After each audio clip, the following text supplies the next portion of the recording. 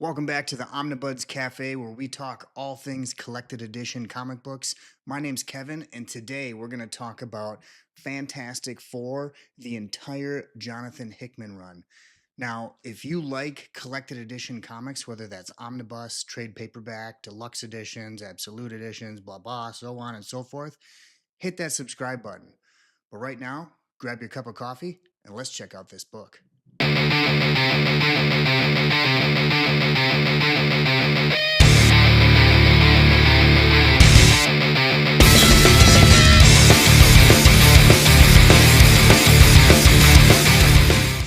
All right, here's volume 1 of Fantastic Four by Jonathan Hickman. Good size omnibus. Let's take the dust jacket off, though, because we're not animals at the cafe. All right, here it is. Really cool cover. Let's dig into this. The world's greatest magazine, Fantastic Four. So 100% written by Jonathan Hickman. Pencilers, we get Sean Chen. I think, is he on the... Oh, no, and then here's all the other artists. We get some Adi Granov. We get some Dale Eaglesham, Neil Edwards. A bunch of this is done by Steve Epting, which is fantastic. I love Epting's work. We get some really early Nick Dragotta, some Mark Brooks pencils, and some Barry Kitson. So a lot of cool stuff. So let's dig into this. I'm going to go relatively fast because I don't want to give away too much of this, and there's some really cool splash pages in here that might give away some stuff. So I'll just cover some like high-end talking points of this book as we flip through it. But we start off in the Baxter Building, and to kind of place you here, this starts during the beginnings of the Dark Reign event. So basically what happens in Marvel Comics right after Secret Invasion, right? So Norman Osborn is the unlikely hero of the Skrull invasion. Tony Stark is removed as the head of S.H.I.E.L.D., and Norman Osborn takes over. And he's got a pretty rough history, but some of his early failings start here in this book. But we start off with this story called The Bridge, and I wanted to place you kind of in the timeline here because it's pretty important to know kind of what's going on in Mr. Fantastic's head, right? They've gone through the Secret Invasion most recently, right? The Skrulls invading.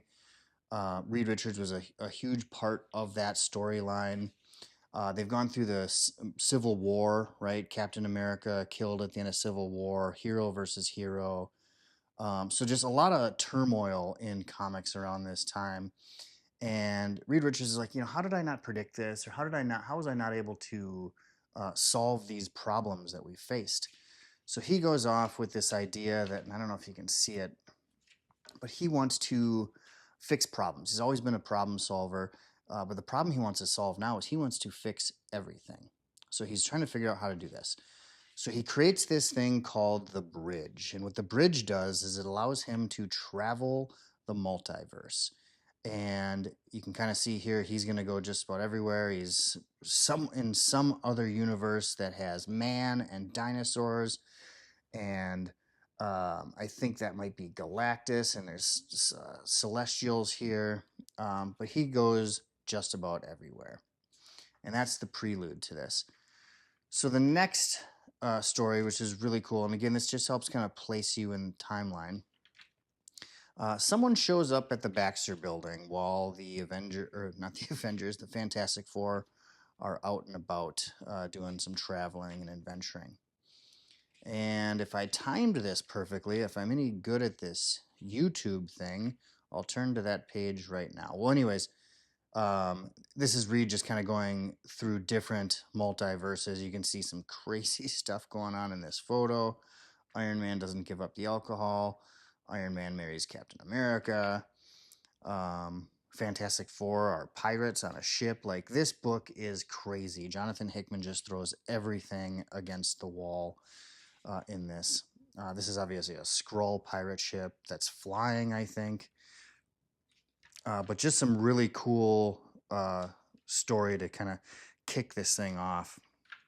But as I was mentioning, while the Fantastic Four are out and about traveling the multiverse, someone shows up at the Baxter Building.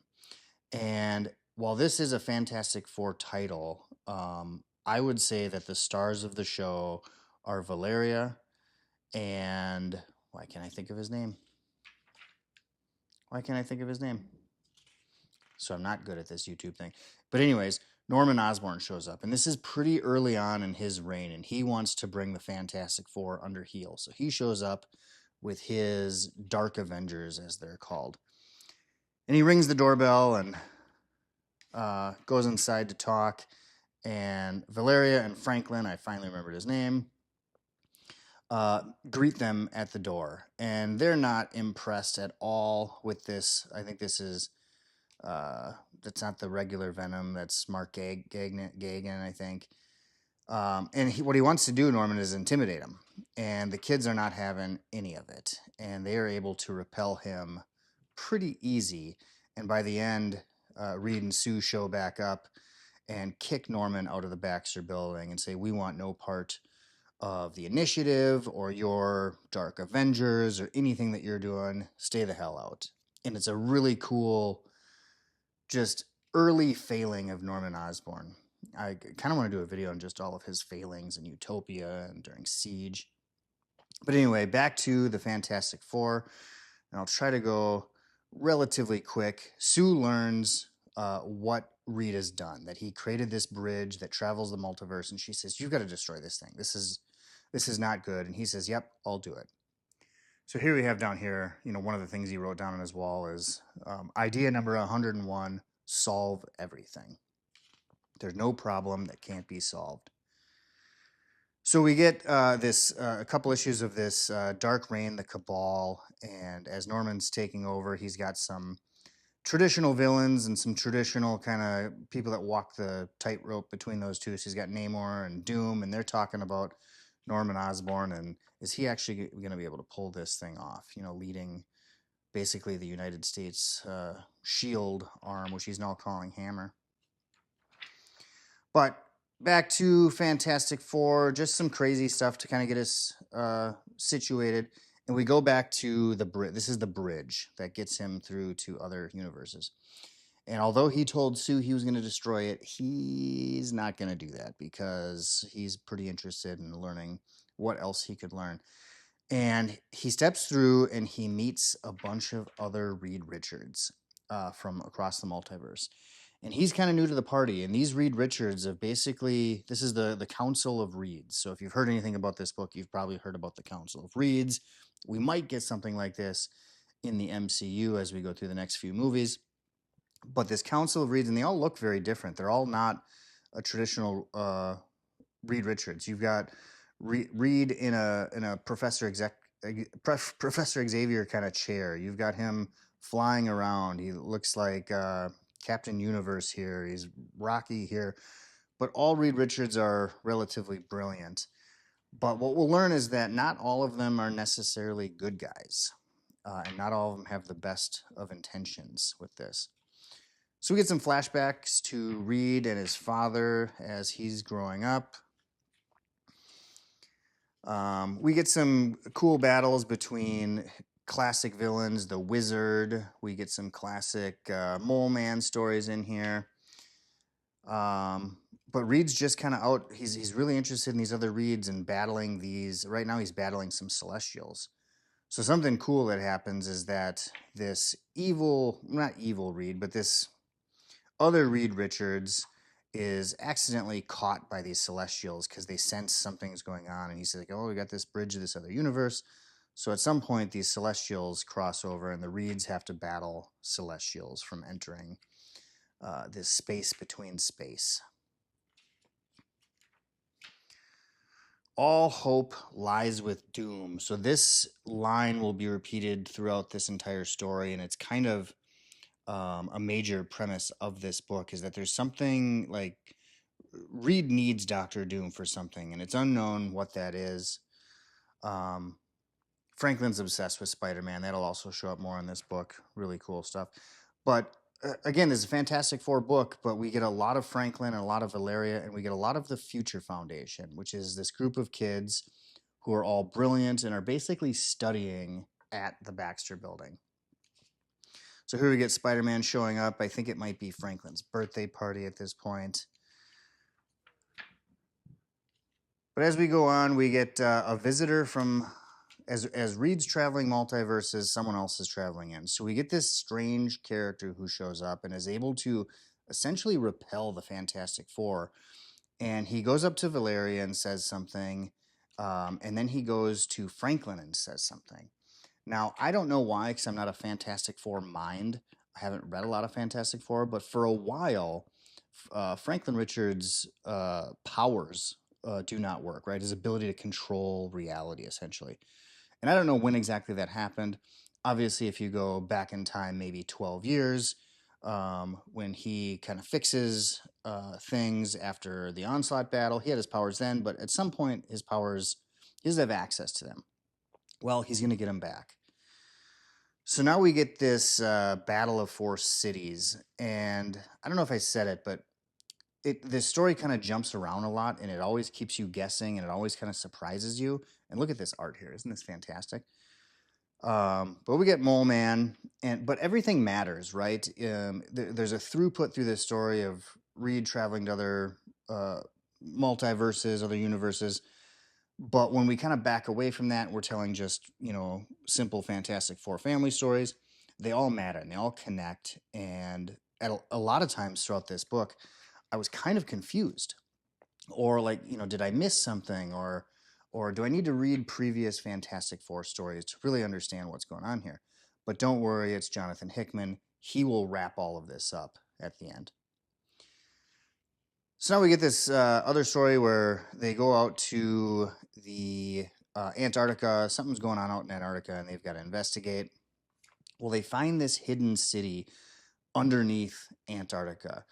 And what we learn is that basically this is a forgotten underworld city. And at some point, Namor's going to find out, and we're going to have this kind of old Atlantis versus new Atlantis, and can they coexist? And now I think we're taking off to the moon. Yep, we're back in the moon. So like I said, this story's all over the place. We get the supreme intelligence of the Kree is back. Something's going on between the Kree and the Inhumans, and that's kind of a throughput of this entire story. What is this here?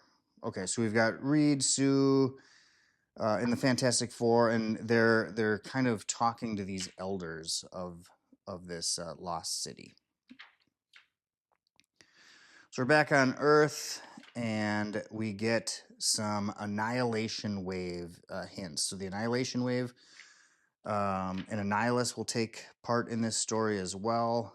Like I said, just he throws everything against the wall, and it's easy to get confused or even lost in this story. But Jonathan Hickman will wrap it all up throughout, and you'll slowly kind of get the bigger picture. But just really cool artwork in this book. I don't know who's doing this one specifically. As I say that, we get Reed with a giant head, way too big for his body. We get this really cool kind of interlude story where Johnny Storm takes Franklin out to get a toy for his birthday, and I think this is where they start realizing that, Franklin's got his powers back. Do we need to worry about any of this? We get the return of Reed Richards' father, who's been kind of lost in time since Reed was, in late high school, I think. And Jonathan Hickman will kind of explain that all to you. But you got a new member of the Fantastic Four, essentially, his father. And so that relationship plays a huge part in this book, and he'll be in for the remainder of this. So what we learn here is that this guy who showed up earlier in the book to talk to Valeria and Franklin is actually Franklin Richards from the future. And he'll be a main part of this story, and so will Valeria from the future. And again, don't worry if you're lost. I was, but Jonathan Hickman will wrap it all together and tie it in a nice bow for you. And again, like I mentioned earlier on, this will start eventually connecting to his Avengers run and to the Secret Wars. But that's book one. Again, I don't want to give away too much of this story, so I just kind of flipping through it and telling you some major plot lines. But important to remember, Franklin and Valeria, this is their story. Jonathan Hickman leans pretty heavily into their abilities. Valeria being, maybe smarter than her dad, probably the smartest 3 or 4 year old. So we kind of return to this old Atlantis versus new Atlantis, and Sue is kind of the mediator between these two groups, and she brings Namor down, thinking things are going to go one way, and of course Namor is a complete asshole, so they go the other way. But yeah, that's book one. Oh, did we miss something? We missed something, and it's probably a good thing that we missed. Something's going to happen to Johnny Storm, the Human Torch. But we get this super heartfelt issue, and I don't know where it starts, but there's no words. It's all art, and it's a pretty mournful story, and I don't want to give anything away, but you get Spider-Man showing up, and he takes Franklin Richards out for a hot dog, and you just get another look at all of the friends of the Fantastic Four and how they go through their mourning process. But that's book one. Let's flip over to book two real quick. All right, here's book two, again, fully written by Jonathan Hickman. Get a look at the spine here, get a look at the backside, and then we'll take our dust jacket off and take a look at this.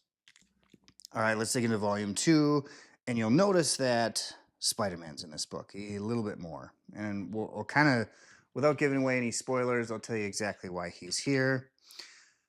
Some more Jonathan Hickman, a lot more Steve Epting, some Barry Kitson. I think issue 600. No, issue 600 was in the last book.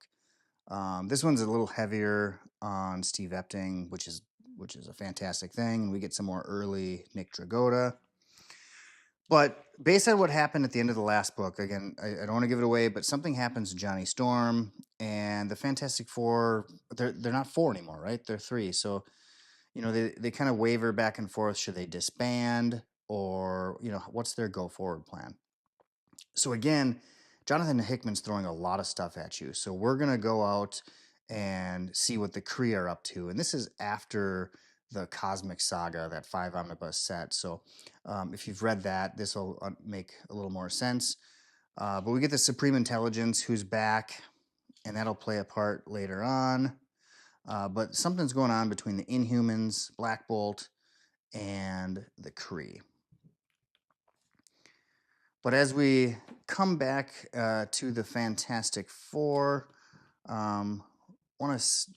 so here's some Doctor Doom stuff. And now at this point, Doctor Doom is not the leader of Latveria. I couldn't think of the city. His adopted son, I can't think of his name, Christoph or something, is in charge. And that'll show up later too. But we get a new member to the team. And who is that new member? Who could replace Johnny Storm? We've had other members of the Fantastic Four in the past, but we get Spider-Man. And we get Spider-Man joining the Fantastic Four in what I think is his coolest spider outfit of all time, this black and white. And they're going by the Future Foundation now, I think. Yeah, Future Foundation is kind of what they're calling themselves. So again, earlier in the first book, we saw Annihilus and, the possibility of the Annihilation Wave showing back up. Not good things. We get a cool issue where the Avengers show up to help out the Fantastic Four. We learn a little bit more about kind of just what's going on in Latveria, the Baxter Building, this other side of Zero cult, this Annihilation Wave cult, essentially. The floating city of Attilan is moving around, and maybe moving back to Earth, maybe not, but just absolute crazy stuff. And this is almost a mini event within this book, kind of like in his Avengers title, how we had the Infinity event in the middle of the run. But really cool stuff. And again, I don't know if you can see this, here's Spider-Man wearing his Fantastic Four outfit. It's absolutely awesome. But here comes Annihilus and the Annihilation Wave, and we learn that what we thought happened to Johnny earlier on maybe didn't. Or maybe it did. I'll leave you with that. But we get Johnny Storm back, and he's gone through some changes. Something's happened to him while he was trapped in the negative zone. And I'm going to skip ahead a little ways because I don't want to give that away. But we return to this story about the Inhumans in this, what they call the War of Four Cities. And it's starting to intensify as Black Bolt is reclaiming his throne and potentially relocating Attilan to maybe Earth. So we get a little bit more of Valeria, and oh, this is really cool. So they're in the Baxter building, and they actually teleport the top like 6 levels of the Baxter building to this mountain outside of Latveria. It's just crazy. And if you didn't know, because I didn't know, Valeria has this special relationship with Doctor Doom, and you see that later on in Secret Wars by Jonathan Hickman. But he is actually the godfather for Valeria. So here we get more Celestials trying to cross Reed's Bridge. Really cool artwork again throughout this. I think this is more Steve Epting stuff. And the Celestials have arrived, and look who's here to greet them, Galactus. So I think I've said it a few times, but everything, kind of all the characters and villains and friends that surround Fantastic Four and just all their storylines, it all takes place in this book. Jonathan Hickman digs deep into Fantastic Four lore and brings it all back for his 2 omnibus run on the Fantastic Four. So Johnny Storm's back. The conflict between the Kree is intensifying. We get Valeria and Franklin Richards from the future, and we'll learn more about kind of what they're doing in other universes and what their plans are on Earth and why they're there. So again, without giving too much of this story away, because I really want people to read this, I had such a good time reading this. This is probably one of the greatest spreads of all time. So you get Franklin Richards of the future telling Galactus to rise and come to him. And essentially, Galactus is working for Franklin Richards now. And they go after the Celestials. Really awesome story. Just, if you've read Jonathan Hickman before, he likes to tell big, large-scale stories, sprawling epics, and just does not hold any punches. And he doesn't hold any punches in this book at all. Swinging for the fences. So that's probably going to wrap up the coverage of Book 2 on Jonathan Hickman. We'll get some Black Panther stuff later on, which helps you kind of understand what's going on in Wakanda in his Hickman's Avengers title that comes up next. We get this absolutely. I never thought Jonathan Hickman was hilarious, but we get this. I think it's 1 or 2 issues, but when Johnny Storm returns, he wants to live with Peter Parker. They've always been buddies and had this kind of friendly rivalry, but he's living with Peter Parker, and Peter Parker absolutely hates having Johnny Storm in his apartment, throwing these wild parties with aliens, and for a couple issues is trying to kick him out. And it's just hilarious, hilarious stuff. But, again, we get more Black Panther as we get through this book. We'll find out more about what the Inhumans are doing. And it's all going to eventually connect in his Avengers run, and then it culminates in Secret Wars. But this story was absolutely awesome. The artwork's fantastic. I'm not a Fantastic Four guy, but I just had so much fun. This is top tier. This is how comics should be. Kept me guessing. Surprised me, confused me. This was great storytelling, and I really loved it. So overall, I really love this story. Not a big Fantastic Four guy, never really have been, but it was Jonathan Hickman, so I thought I'd give it a shot. I got a deal on the omnibuses, and man, this thing blew my mind. I had so much fun reading it.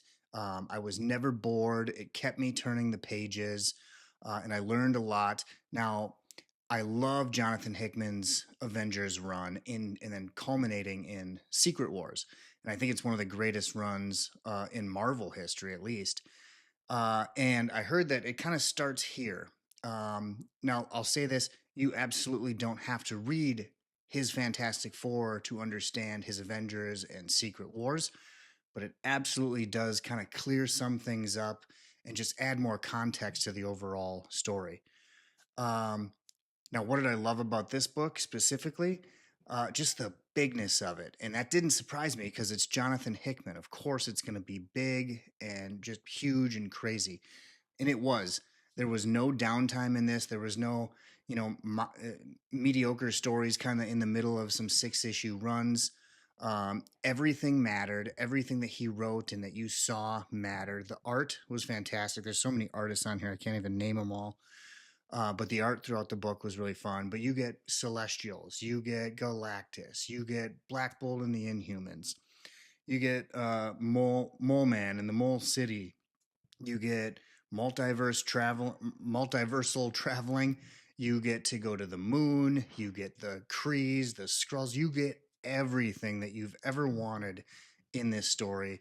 And man, it absolutely blew my mind. I'm thinking about checking out some more Fantastic Four. I don't know if it'll live up to this, but let me know down in the comments what I should check out next. How was Dan Slott's run? How was the Matt Fraction run or the Wade run that kind of precedes this? I think there's some JMS stuff in between those that we don't have collected yet, but man, this was absolutely so much fun to read. I'm glad I took the chance on it. If you're on the fence about something, I think you should take the chance and read it. The comic books, they're pretty cool. Let me know down in the comments what you guys thought about this run. Please, please, please hit that subscribe button, or at the very minimum, hit that like button. And we will see you, Omnibuds, on the next video. If you're looking for great deals on collected edition comics or manga, we recommend shopping at panelboundcomics.com. They offer free shipping on orders over $30, plus bundle discounts to help you save even more. And if you're shopping from Europe or the UK, comicsbugle.com offers free EU shipping and a rewards program for regular buyers. Don't forget to use our discount codes at checkout.